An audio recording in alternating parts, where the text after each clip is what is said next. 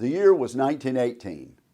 On the 11th day of the 11th month, at the 11th hour of the day, the armistice was signed ending World War I, and peace was again restored to America and to the European continent 102 years ago today. That day became known as Armistice Day, a day in which some people thought we were celebrating the end of the war to end all wars. And of course, we realized shortly thereafter that that would not be the case. Other wars occurred, other veterans stepped forward and served, a number of them giving the ultimate sacrifice. But this 11th day of the 11th month has been celebrated ever since as first Armistice Day and then now as Veterans Day.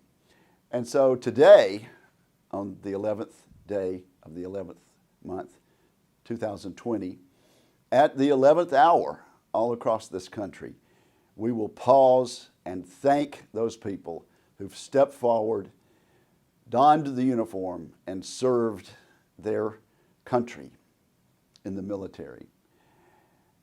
At this time, I often look back to a young soldier named John McCrae, who served with the Allied forces as a Canadian soldier, served in Europe in a country known as Belgium, in a region known as Flanders, and eventually paid the ultimate sacrifice.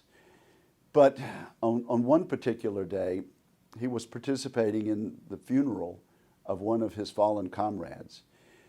And he was so overcome by emotion and the solemnity of the occasion that he came back after participating in this burial ceremony and wrote a poem, which many of us remember as a tribute not only to people who gave the ultimate sacrifice back in World War I, but to people who've stepped forward and served and stood proud for their country. It's a poem called In Flanders Fields.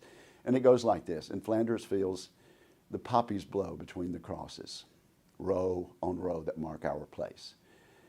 And in the sky, the larks still bravely singing fly scarce heard amid the guns below. We are the dead. Short days ago, we lived, felt dawn, saw sunset glow, loved and were loved. And now we lie in Flanders Fields. Take up our quarrel with the foe. To you from failing hands we throw the torch.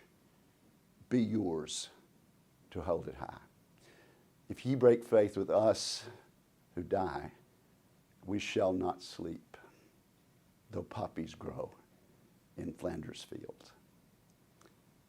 Thank you to all the veterans who've stood forward, who've tossed the torch to us.